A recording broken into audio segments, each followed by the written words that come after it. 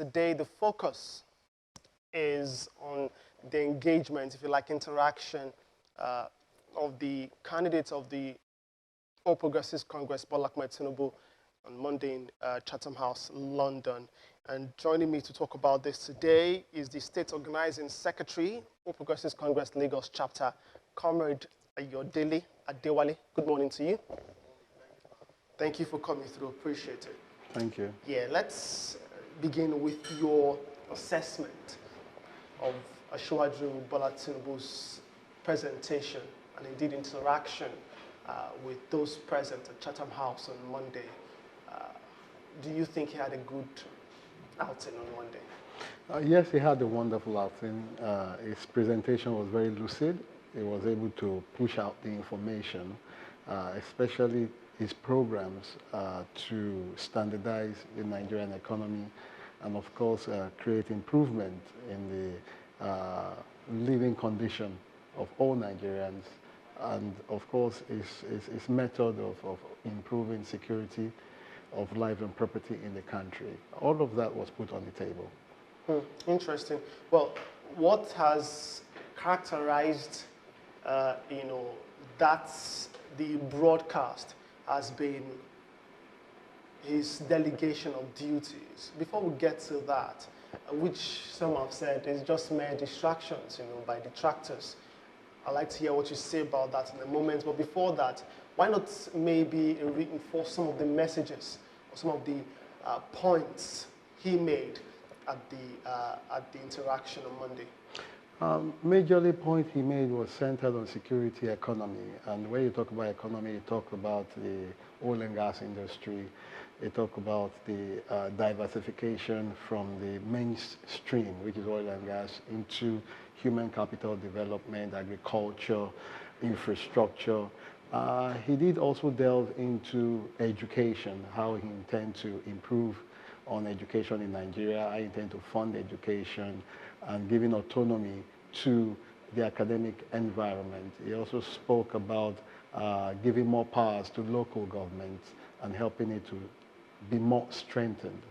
He spoke about women empowerment, youth empowerment, international bilateral trade agreements, foreign policy, and so many other things. So let's talk about where you started, which is security. Besides his presentation, at the point of the interaction, and by interaction I mean the question and answer session, he then said, more like appointed persons to talk about it. On security, he appointed the current governor of Kaduna State, Nasir El-Rufai, to talk about that. And that didn't go down well with a lot of Nigerians who believe that, he should have responded directly to the question because he would be the man, if elected, responsible for the safety of lives and properties in Nigeria. What do you say about that? Again, yeah, some say, especially supporters of your party and your principle, that this was Asiwaju displaying leadership. But the others say that was him picking from the brains of members of his team. What do you say? Well, you must understand that Chatham House is a platform where you have ideologues coming together to listen to presentation of brilliant people who pretend to have solutions to many problems that confront humanity. And what actually has simply done is that a lot of answers to those questions were in his presentation ab initio. He read out his presentation. He spoke on policy that would help improve on the conditions in Nigeria. And when the time came and some questions were asked, remember he had answered a lot of questions, but because of that platform, he decided to be marvelous in his own way, like he has always done, trying to give opportunities for people, brilliant people, to also share the stage with him. And that is what he has simply done. He has only taken a ounce of various case studies in Nigeria when it comes to insecurity and how the managers of state affairs, especially governors, have been able to contribute their quota to solving such problems. Remember that the Constitution of Nigeria provides that the chief security officer of a state is the governor. And one of the worst hit in this situation is Kaduna State. And luckily enough, the governor of Kaduna was there, and he gave him the opportunity to also share his thoughts about that, because Ashwaja presented his thoughts in the document that he read out. So there's nothing wrong in you being novel in your approach. But that's the thing, right? Because, you know, many persons, there are pictures now going around social media that I was directly reading from a prepared speech, which is okay, yeah? But when it was time to eventually respond directly to what you've read, what you did tell us, you know, it's just like you presenting to me, and I have a follow-up question when it is time. What was wrong with expressing some of the things you've already said? You know, maybe reiterating them. Why delegate them? That's the concern of Nigerians. Remember that before reading out, he had said he has come with a team, and his government will be team-driven, not monolithic-driven, right? So there's nothing wrong in you asking one of your team to speak or answer a question, because you came as a team. He's just the team lead that is there, right? And the Chatham House, like I did say earlier, it's an avenue, it's a platform where novelty is created. So if Ashwaja brought a new dimension to Chatham House, why don't you just let it be? According to, I think it was People's Gazette who mentioned that a member of the board of Chatham House thought they were caught unawares, that is not the standard. You know, the person who is making the presentation thought to directly answer to questions, and they thought they were caught unawares, and that's you know, that's the way that Ashwaja didn't tell them before time he was going to be delegating some of these questions, which means that he moved out of line. He didn't move out of line. You should understand the fundamental of Chatham House. It is a place for ingenuity, creativity. So if Ashwaja had been creative enough to move within the stream of the basis of Chatham House itself, he has not moved out of line. Let's talk about some of the questions he responded to directly. He did respond to concerns about his identity, most especially his date of birth. And that's, you know, he did say was the 29th of March, 1952. You know, there are persons who have raised dust as regards that being different from some of the other documents available. What do you say about that and this entire controversy around his identity? Ashwaja put the controversy to rest. As in? By saying it with his own lips. He has told you of his age. So if you don't believe him, the next thing you can do is carbon date, or take samples of his blood or his marrow and conduct a scientific experiment to prove it. He has told you about his date. And none of his document has ever shown any discrepancy in that. People have investigated the school where he went. The school that he went also in his document has his date of birth. So none of these things have been contended or contrasted from those institutions. Are they the same document. Was it 1952 that was included in the date of birth? The owner of the birth date, I've told you. The institution where he attended has captured it. 52. The institution where he attended has captured it.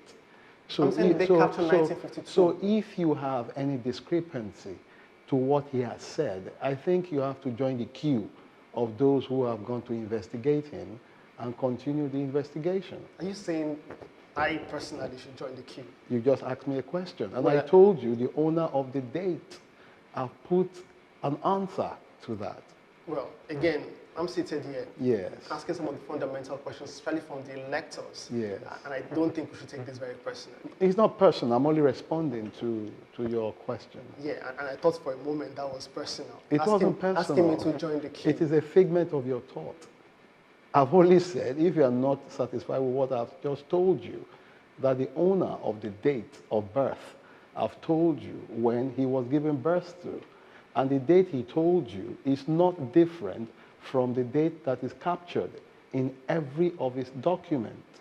Aside the age controversy, there is also the certificate controversy he did respond to as well, and that he has gotten, the certified, I think the, what's it called now? This transcript, yeah, I did mention that.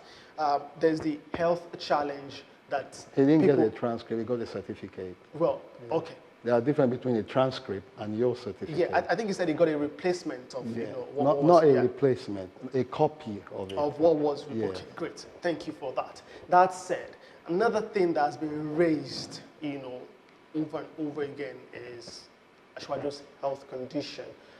You are part of the system, at least in Lagos State, and you know how these things work. How do you assure Nigerians that Ashwaju is well and fit to run for president? His health condition is very perfect. It's very perfect. He moves, he thinks, he talks. He spends long hours, right, planning, discussing with people, and formulating policies and actions. And I think a lot of even younger ones cannot stand him in that rigorous stress. I don't want to be personal, but I think you also cannot stand that stress. Are you being personal? No, it's not being personal. I'm only saying, right? Because it takes a lot. It takes a lot to walk your talk and implement it and have people believe in you, to wanting to come on board, to achieve the purpose and the set objective. It takes a lot. It's beyond just talking, right? It's about pedigree. It's about character. He has all that, and that is what he's bringing to the bear, you understand, to the table, that will help improve our conditions in Nigeria. Yeah, some persons, believe the contrary, which is, or hold to the contrary, which is the fact that there is something maybe wrong somewhere, and that's why he's not been interacting, so to say, with the media in Nigeria. We've not seen him interact with any, say, television station, for example, in Nigeria, but he's done one with the BBC, I'm sure you're aware, and he was at Chatham House. Meanwhile, maybe boycotted some of the biggest town hall meetings, debates organized in Nigeria. Can you mention one? Well, there is... A town hall meeting that he did not... There's the Arise town hall meeting that wasn't a town hall meeting. That was what? What do you call that? That was a media invite. Well, it was target town hall meeting. How do you differentiate a town hall meeting? How do you differentiate? It wasn't a town hall meeting. Can you describe a town hall meeting? A town hall meeting, you understand, can be called by a mass-based organization that the people... They are one. That the people hinge onto, group of association hinge onto, that would have been more appropriate. Look at when the Arewa Consultative Forum, right, called a town hall meeting, called a debate. The Arewa Consultative Forum is not a forum of a self-person, right? It's a forum of trust, a forum of several interest nationality groupings, right? Providing a platform for candidates to come talk. If you say that we should start attending every media station, quote and unquote, town hall meeting, remember that we have over 100 media houses in Nigeria. Not all 100 organizes these things. Remember, we have over, yours is one. You know what it took me to come here? I got back home around 2 a.m. I didn't sleep until around 4 a.m. I woke up before 7. I hit the road. You gave me 8 a.m. I got here 7:45. Look at the stress involved. Look at the sacrifice involved. Now, if about 100 stations have invited me, between the Chatham House program till date, at least I've gotten about 5 invites across Lagos. Sometimes I say, oh, let's do it online. They said, no, you have to be there physical, right? Now, in being there physical, I have to go through the length and breadth of Lagos. Manpower spend, capital spend, and so many other things. Stress related and all of that. Is it not better for the Guild of Editors or the NAN to organize such forum than other media houses, business-owned media station can plug on? And at that platform, it makes it easy for all the candidates. These are part of what Asiwaju is saying. He's not saying he's not going to engage you. He has been engaging so many media and all of that. But why don't you come together as a group? It makes the job more simplistic. Even the INEC calendar, right, does not give you that lavish time to move around as you want. You have your set up plans in a calendar for activity, which you must meet your target before the date of elections. Okay. Again, 0906 000 5100. That's the number to call to be a part of the conversation. I'm interacting today with the state organizing secretary of the governing party, the ruling All Progressives Congress. I'm talking about Comrade Ayodele Adewale, as we talk to him some more about the activities, more like developments within the All Progressives Congress. So you've mentioned the fact that maybe if organizations of trust, to put it in your words, call for your candidate who was going to attend. But what happened, for example, at the Lagos Chamber of Commerce and Industry They sent event? a representative. That was for the Bar Association. There were representatives sent. Any program that you do not see Asiwaju in, there will be a representative, because he must have committed himself to other programs, and he cannot haul off his program. I use myself as an example again. This morning, I was purging, right? But I have to squeeze myself in the car just to be here, because I have agreed to be here. And it would be out of place for me to now send representation. If anybody had called me again to come to their station, of course I can only send representation. I can be at many places at the same time. So you must give that to him. He's human, right? He cannot break himself into multiple places. So that is why you have people like us to also go around. His deputy is there to go around and represent him. We carry the same message. Problem for Nigerians is that we won't be holding you responsible if Asiwaju is elected That is president. why I said, let organization of public trust, right, association, organize this debate. It make it easy for the candidate to meet up with their targets. Interesting stuff. Okay, as we take calls and contributions, let's talk about some other critical parts of the elections. So, just a few days ago, the principal spokesperson of the Presidential Campaign Council of your party, I'm talking about Festus Keyamo, did speak about the fact that, there's been this back and forth, between your party, especially with the Labour Party candidate, or the party, Labour Party as, as a body. And he tweeted something about the availability of the manifesto, and that's why, Asiwaju cannot be on the same stage with P2B. Well, I'll hold that for a moment. So I just want to react to that before my next question. Well, if he has said that, he's very right. If I'm going to be speaking to you, of course, you'll be talking about my manifesto. So if I want to respond, what do I respond to? If you don't have a document for me to critique and show you that my manifesto embedded in the document is more superior to yours, and it will be more beneficial to the Nigerian people. So why do I go to debate with somebody that is not ready and that has nothing to talk on? Do you necessarily need a manifesto You to be ready? It's a document, it's a charter of contract between the candidate and the people.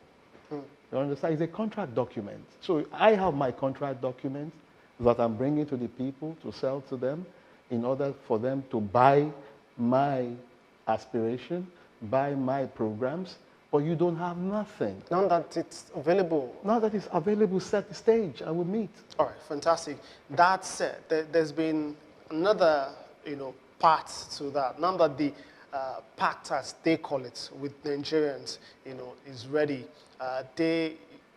there are now thoughts that, it's some sort of way, and then they also saying that the manifesto of the ruling party is, a lift from that of the great Moshood Kashimawo Abiola. What do you say about that? I'm part of the movement of June 12th, right? I was a student activist clamoring for the release of Chief MKO Abiola and all of that. I was part of those who formed YEDA.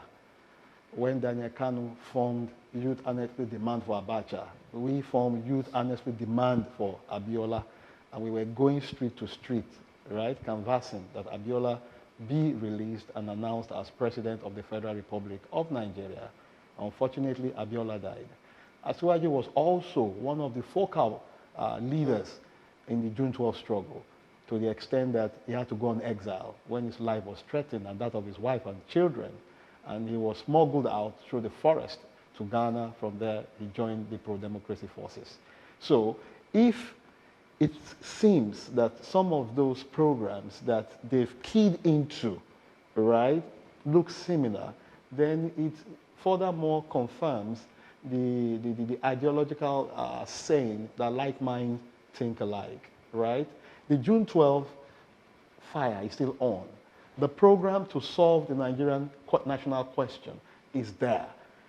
It was not photocopied, right? These questions are there.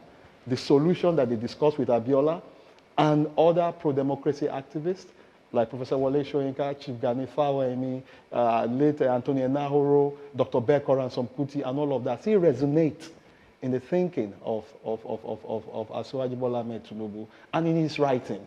How do you think that they will not look a bit similar? He has not copied. He has only brought out the thought of discussion where he was and how they opine to solving Nigerian problem. Since he was part of the Since he was part of it. So why would you say he copied what he was part of in the making? So whoever that said that has only tried to puncture, right, his thinking, his ideology, his character, and his pedigree, which again, I've proven that you cannot do that. He's still very resolute to making sure that things are done right. He has demonstrated it in Lagos State, and by the grace of God, he shall do it as President of the Federal Republic of Nigeria. All right, Nigerian people will decide that, right? And let's talk then about some of the major concerns of, persons who have raised, if you like, again, concerns about his candidacy, and that's because he's been governor of Lagos State. And while he was governor, or between the time he was governor and now, it looks like he's had a hold on this state. And, I mean, some persons say, why elect a man who, for using their words directly, would not let a state breathe? Is that the same thing Asiwaju would be doing to Nigeria? Literally take hold of the country and not let, the country breathe, as they say.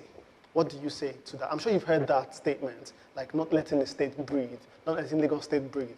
Yeah. I'm hearing that statement from you.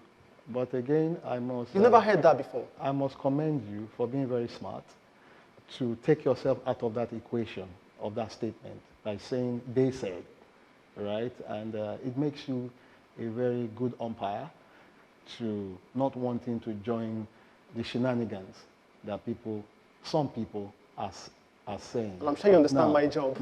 Now, you have a party, right? You have a group that believes in progress.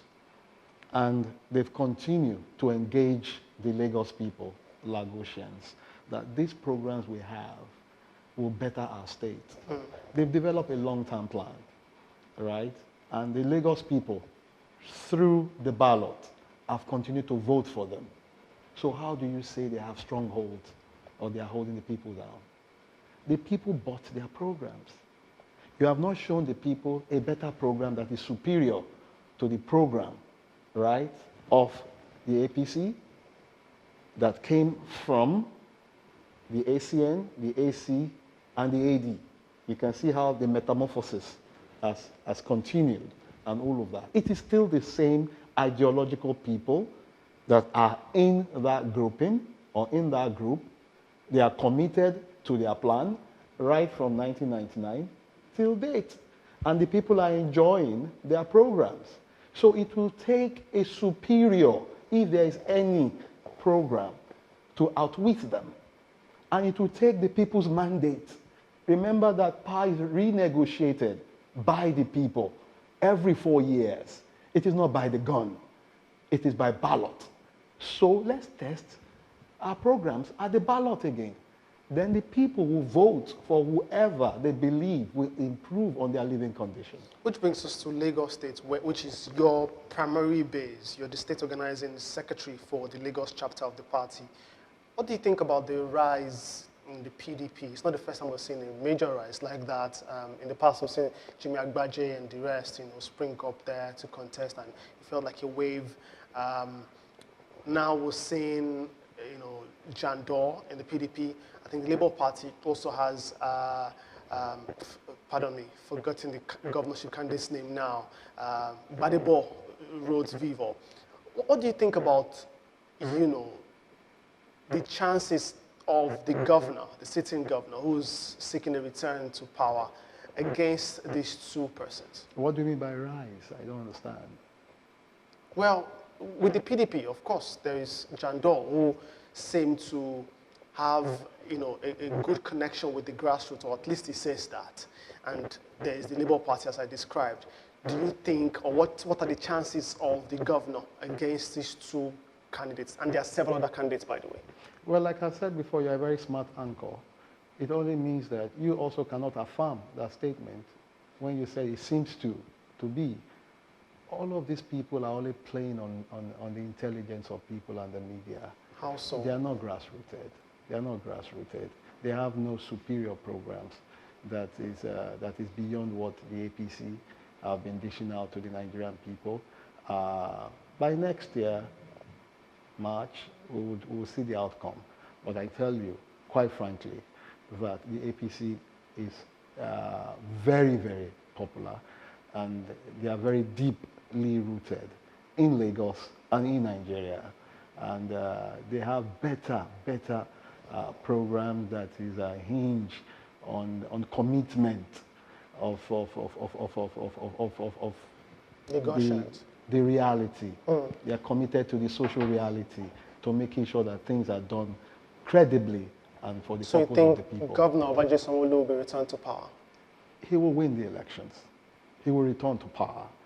He will continue the programs that he has signed on with the people to achieve, and he will do more while running his second term in power. All right, so one of the major controversies that is in the space, at least this week so far, springing from last week into this week, is the issue of local government funds, right? And President Muhammadu Buhari, who I think it was in 2020 or 2021 last year, did say, maybe for the 13th time, that there should be local government autonomy, right? States have refused, to go in that direction, and God knows why.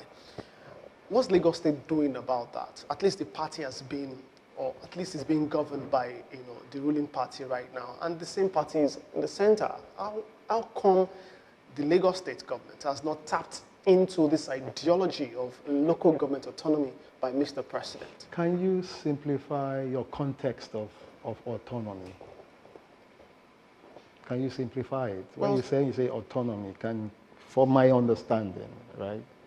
I tend to want to understand what you've said, but I'm not fully drawn in. So maybe you can make it more simplistic. Well, in simple terms, allowing them control their resources, and these allocations that come from the federal directly going to them in this case. At least that's what Mr. President is advocating. For Lagos State, nobody has touched their allocation. Where is it going to them directly? It goes to them. Directly? I was the former chairman of local government. right? I was the youngest in 2008.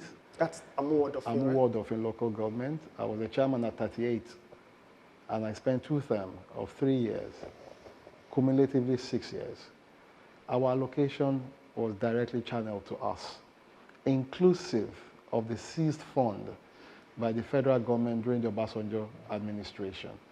I got my fund, and I plowed my fund to the development of my space, my local government. And there are credible attestation to that. Even some that you will see for the next 200 years are in Amuward of it there. And if you doubt me, you can Google, right? Or go to YouTube and type Ayodele Adewale Positive Impact. You see a documentary to show different departments where you see growth. And if you go to the local government, ask people who are living there and ask them what I did, what my team did, my administration did while in office, people will tell you what we did for good. So that also extends to all of the local government in Lagos State, right? We get our funds. From there, we paid our teacher salary. We paid pension for both teachers and local government staff. We carry out our functions, especially on infrastructure and recurrent expenditures.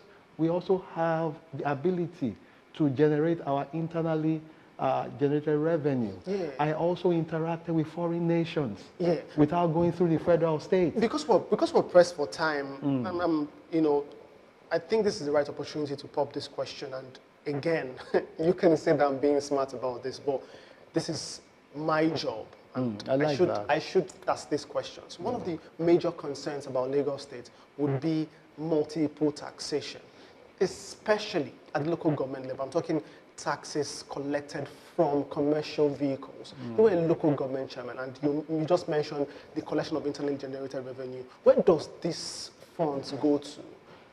Where those funds collect, how are they coordinated? Because each bus stop there seem to be there is somebody collecting monies from buses. Where do they go to? Are they coordinated? People feel like it's just scattered, and maybe it can be well coordinated. Those ones you see are union capitation. It has nothing to do with local government. They are unions due. As you are, if you belong to a union of media owners or media journalists or what have you, it's embedded in your constitution that you pay a fraction, right, of your earning to keep the association alive. That is what you see, right? Now, we have the parks where these buses should be. A lot of them are in the parks, but a lot of Lagosians and Nigerians too will go off the law to go and paint their private bus, not registered with government, not registered with the union, right? Now restricting or debarring the real owners of business transportation from getting improvement in their business, getting customers, and operating within the framework of the law, right? So what those unions tend to do is that as long as you have your bus painted and all of these things, they go out of the garages to collect their dues from you instead of you ripping them off. But the Lagos State government now is reworking all of these things. That is why they are exchanging those yellow buses for contemporary modern buses that has a uniform color. You can see with the blue bus that they brought on board, you saw with the red bus, you see with the taxis that is just deployed. Gradually, these yellow buses will be mopped up. The government assisted own buses, because those buses, those taxis will be owned by Lagosian also. Right. Then you have a full-fledged regulation. So it will only take some time. Yeah, I want to especially thank you, Comrade Ayodele Adewale, the State Organizing Secretary of the All Progressives Congress Lagos State Chapter, for coming. Appreciate your thought. Thank you again, for having me. I hope you do know that this is not personal. It's not personal, but I just must commend you for doing a good job and not getting in the ring. Thank you so much. Appreciate it. Well, that's the show today.